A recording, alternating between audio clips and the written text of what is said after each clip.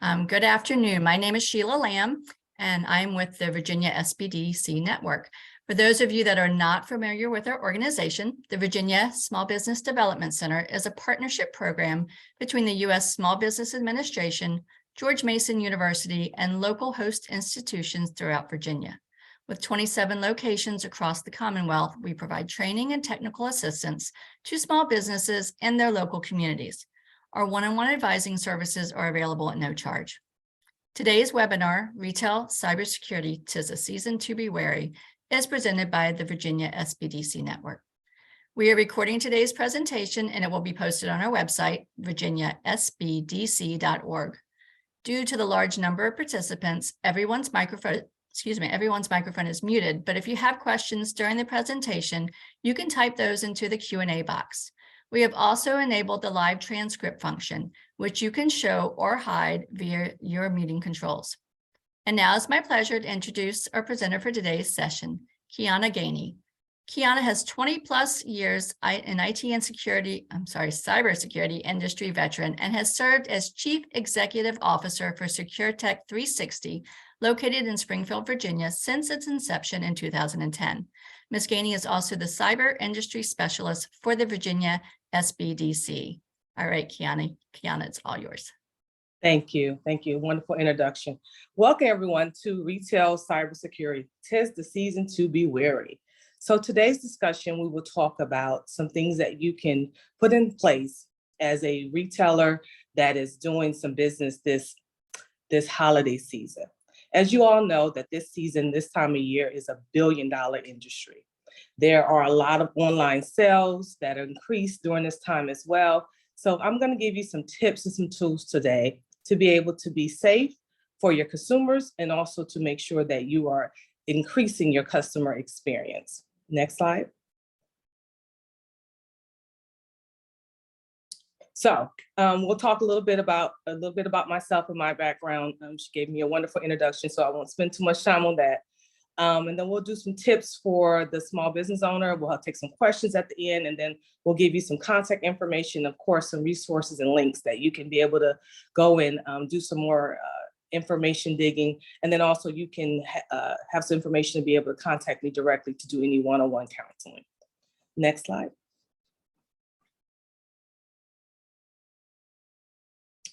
So that's a little bit about me. And one thing we're really excited about my new role here. I have about 20 years of experience in the industry. I've done everything from information assurance to research and development for the federal, state, and local government. I also founded a nonprofit. So I have a little bit of experience about being on both sides of the fence, even as a small business owner. So today will be a presentation that's designed just for the small business owner. Next slide. Okay, so just right off, some small tips for you as a small business owner. One of the biggest and most valuable tools that we have is data. And being able to secure that data and maintaining secure systems, not only does it protect your customers' data and its trust, it also helps you be prepared for additional regulations.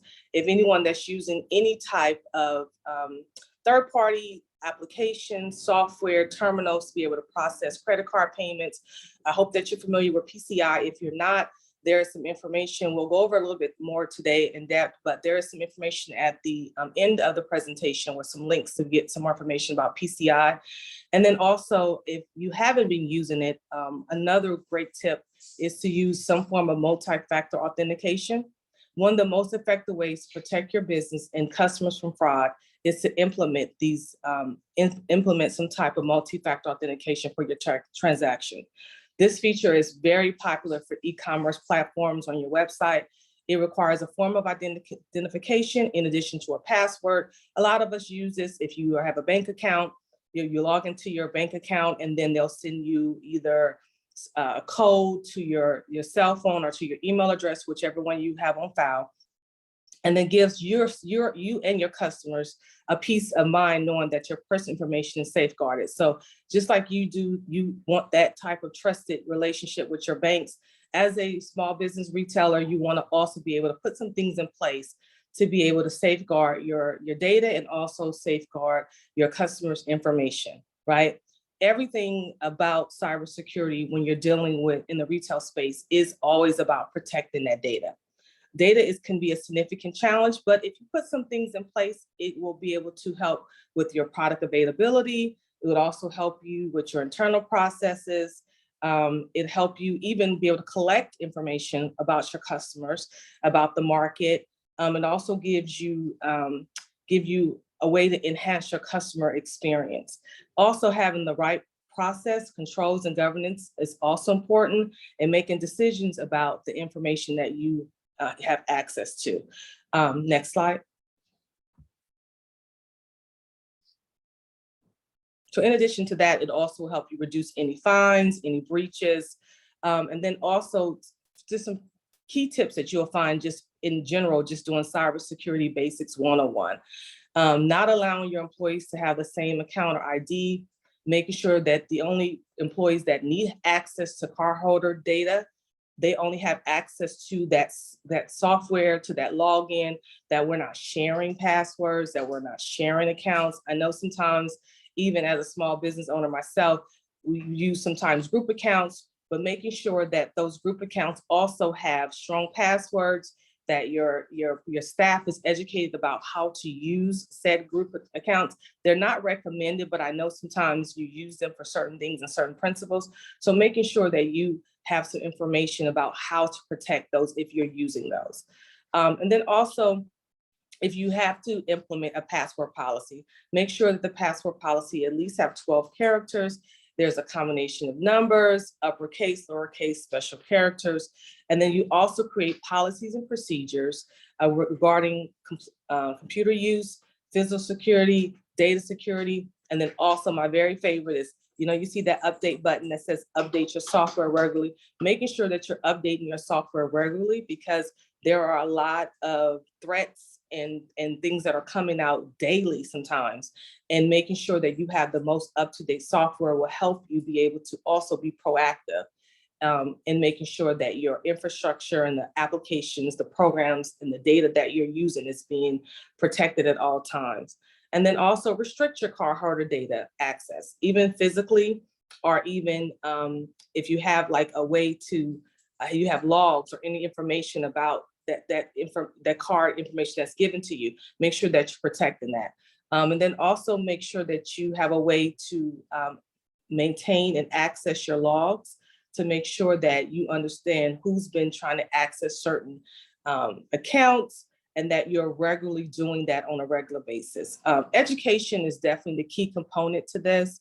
As a small business owner, I know that sometimes it's like this is an extra layer of things that you have to do, but I will tell you that 90% of breaches that happen are for people that are not prepared, or folks that are not doing just simple principles like putting policies in place, training your employees, updating your software. These are all vulnerabilities that can make you very vulnerable to your information or your data being hacked. So making sure that you just have a very comprehensive security posture is very key and crucial to your survival this holiday season.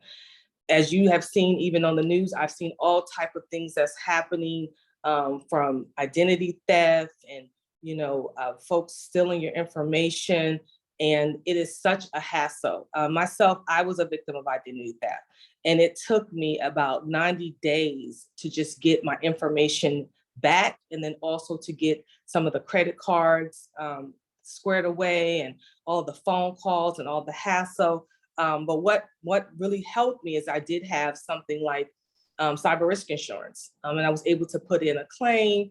And then I had some other different protections that I had in place. There are a lot of third-party application insurances out there. I would definitely recommend you do your research. And I know that it may seem like this is an additional cost for you, and you're thinking about long-term, how much is this going to cost me and my organization? And I will tell you from a personal experience, as someone who has been a victim of identity theft, as someone who has been a small business owner, that making those investments up front is very key to you securing your infrastructure, but also being able to not have to do a more costly expenses, like having to deal with a spill or deal with any type of corruption to your data, or even issues with delays to your customers, because you want to make sure that you're keeping your business going and you're not allowing things that you can be proactive and take a more of a preventive stance to make sure that these things don't happen to you. And if they do, having a very, very quick way to be able to recover. So having things in place like an incident response plan, and then having someone responsible for that plan. Also making sure that you are testing that plan annually. And you can do a simple tabletop exercise where you get you and your key players together and you just go over some additional simulation scenarios, because you as a business owner know exactly what goes on day to day with your business. So if let's say you own a flower shop and you want to make sure that, okay, it's only flowers. Why would someone want my information? They really want they could be after the third party application that you're using. Like if you're using Stripe, they could be trying to go after using you as a way to be able to get access into some of the applications or programs that you're using.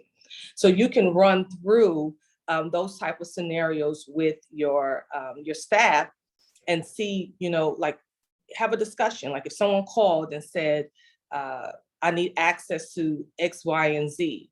How would you handle a situation like that? Because social engineering is also another big, another big trend that we're seeing, that a lot of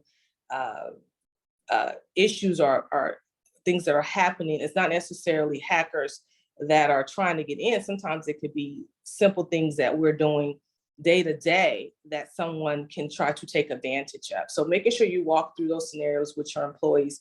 And then if you do have policies or procedures in place, make sure you're updating that. Make sure that you're making sure that you have the latest policy to be able to support your organization. And as you grow, let's say if you only started off with maybe 10 or 12 employees, and now you have 20, or now you've only started off with maybe 1 or 2, or customers, and now you have 20 customers, right? So as your needs change, as your business change, make sure that you're updating your policies and your procedures, and your employees are aware of these updates and they understand how to protect your business as you're growing. Okay, so those are also key things that you can do as well. And then also have a detection plan. Like if something does happen, what do we do? Who do we call? And then as you are looking at different applications or programs or third-party terminals or anything that you're using to process credit card information or to be able to take payments from your customers, make sure that you're reading the terms and conditions of those application programs or terminals. Make sure that you're reading the fine print. And then also if you are in have a sales relationship or have a sales manager that's handling your account, ask them questions like, what is your incident response plan? If something was to happen, if I purchase A and B product for my organization and something does happen, a breach happens, who am I supposed to contact? Or what will be the steps that we would use to be able to report this, so that you can also document that as well, so that you have an understanding of the products that you have in your environment and that you have a relationship with some of the product owners that you're using in your environment, because that's also key and crucial as well. Next slide. So in conclusion, small business are vulnerable, and like consumers, we have to keep a vigilant eye over our data. Another couple tips: don't store sensitive data, and if you do need to store sensitive data, use some form of strong encryption, right? You don't want to have a leak or have someone be able to access sensitive data, and then now you have ran the risk of destroying your customer reputation, because sometimes even the customer experience is all tied to you having certain things in place so that your customers feel like you are taking their information, data, and very seriously. And so even on your webpage, or even in some of your privacy policies that you have, make sure you spell out how you're protecting your sensitive data. Make sure that your employees know how to protect that sensitive data as well. And then also monitor your systems constantly, especially during the holiday season, right? Transactions are at a maximum volume. There's a lot of activity. There are going to be a lot of different things happening around you, to the entire infrastructure, and then also just within your own industry. So making sure that you're just keeping abreast. I set up alerts about different cyber threats or cyber trends so that I can just have, like, almost like how I watch the news daily. I try to get daily information about the latest cyber threats or trends that are out there and see how they're relevant for myself, for my clients, or even relevant to my own business. And then if there's something that is very significant, or something that is very about my industry, about the customers that I support, I'll sometimes even put together a newsletter and send those out to my customers, or I'll also even host, we have a weekly staff meeting, and we'll also discuss some of those threats and trends, so that it's constantly something that we're doing in practice, and it's constantly something that's a part of our business processes. So, even though it's the holiday season and it's a wonderful time of the year and everything is great, and this is supposed to be a time of sharing and caring, it's also a time where, unfortunately, cybercrime is up by an all-time high. It's billions of dollars that are being spent during this holiday season. So anytime when you see a large amount of transactions or opportunities for billions of dollars to be made, then you can imagine that there will be cyber criminals, just like in regular life, right? And then also have a very clear disaster recovery plan to help you restore systems in case of attack.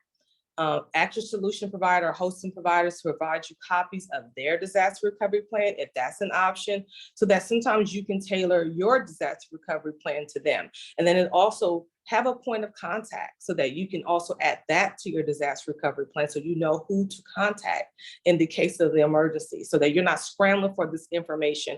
Because it's one thing when something is happening in real time and then you are still trying to figure out how to recover, then you're trying to figure out who to contact, and then you're just running around and scrambling. I cannot stress this enough. The more prepared you are, the more better you will be, and more you'll feel like you have a handle on the situation. And then require your employees to participate in some type of security awareness training. Whether attacker is leveraged through social engineering, that's the human element. 80% of data breaches last year was due to social engineering. So it is very important, if you don't take anything else away from this presentation, that you have your employees participate in some type of security awareness training. I know for my organization, it is a requirement. Initially, when you are introduced to the organization, we also do an annual security awareness training. Anyone that's coming out of October Cybersecurity Awareness Month, there was a lot of different trainings and opportunities for you to understand what was going on in the industry. Take advantage of that and just keep that that culture going all year long. So don't just do it in October, keep it going, and you'll see a big difference for yourself and your organization. And then anyone that is not familiar with the PCI standard, there is a set of regulations designed to help your organization. Although it's not, it's something that you should adopt. I have some links and some things at the end of the presentation where you can go and get some more information about how to institute and use those set of regulations to ensure that your organization is in a position to be able to process, store, or transmit credit card information. It will also give you the necessary controls. So security controls are like locks for your front door. They'll be able to give you the necessary locks to be able to protect your cardholder data from being compromised.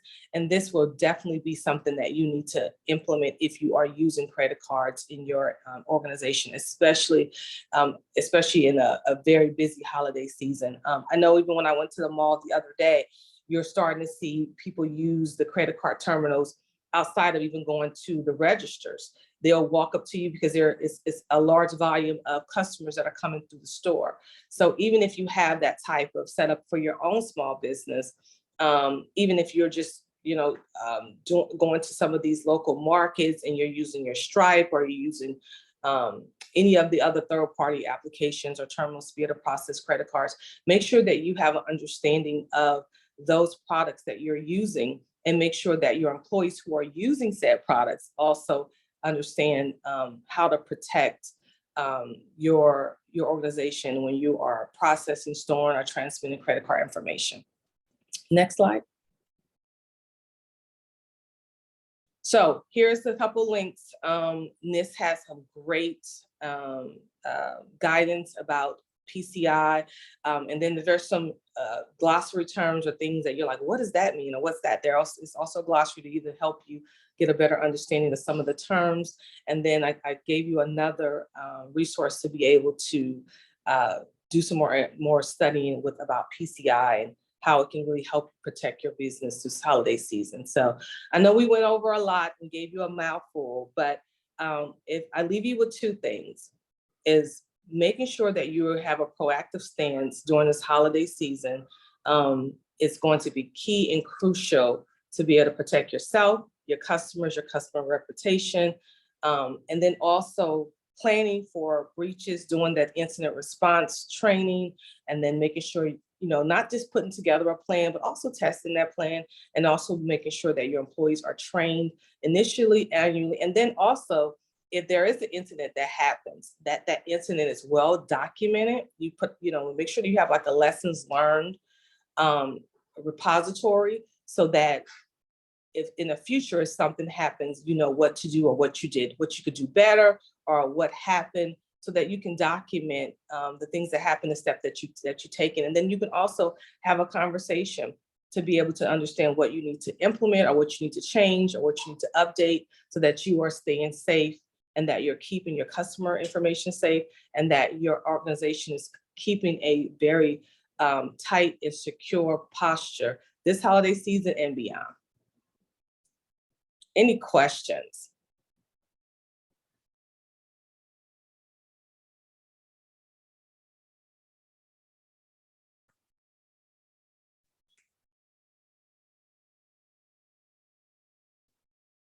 Waiting for some questions to pop in. I wanted to let everyone know that this PowerPoint will be included in our follow-up email, so you'll have all those links handy. No questions yet. And then if you're shy and you want more information or you want to set up a one-on-one, you can always, there's a link in the chat where you can sign up for a one-on-one counseling with myself, and we can kind of do a deeper dive if you have specific questions about your industry, or how to set up policies and procedures, how to set up security awareness training for you and your employees, how to set up an incident response plan, how to conduct incident response training. We're here to support you. We're here to help you put those things in action and in place. We have a wealth of information on the website as well, of different webinars, presentations that we've done in the past, that can also help with just continuing your education in cybersecurity as well. We have some partnerships with Posture as well that also have resources that can help you put together some policies and procedures and training for incident response. So please take advantage of all of these wonderful services that are provided to you from the Virginia SBDC. Again, I'm here. I am your Virginia SBDC advisor. I'm here to support you outside of this webinar and help you be able to go into the new year feeling secure, getting through the holiday season, making sure that there's no breaches, zero breaches. Okay, we're going to leave our holiday season with zero breaches, and making sure that we are maintaining a secure posture for our organization and for our customers. Well, I don't think we're going to have any live questions today. I did just put up a poll. If everyone could take a moment to fill that out, that just helps us better serve you in the future on our sessions. I'll leave that up for a few more moments. And then, like I said, all this information will be sent out in a follow-up email within a week, a little sooner than that. So I guess that being said, we'll kind of conclude today's event. Again, you will receive an email with a link to the recording and the slides. If you would like to sign up for upcoming webinars or access recorded webinars, please visit at virginiasbdc.org/training. This webinar and other SBDC resources are designed to be used in collaboration with your local SBDC advisors. You can sign up for free and confidential session by emailing help@virginiasbdc.org or via our website.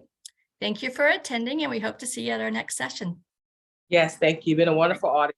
Bye-bye. Bye-bye.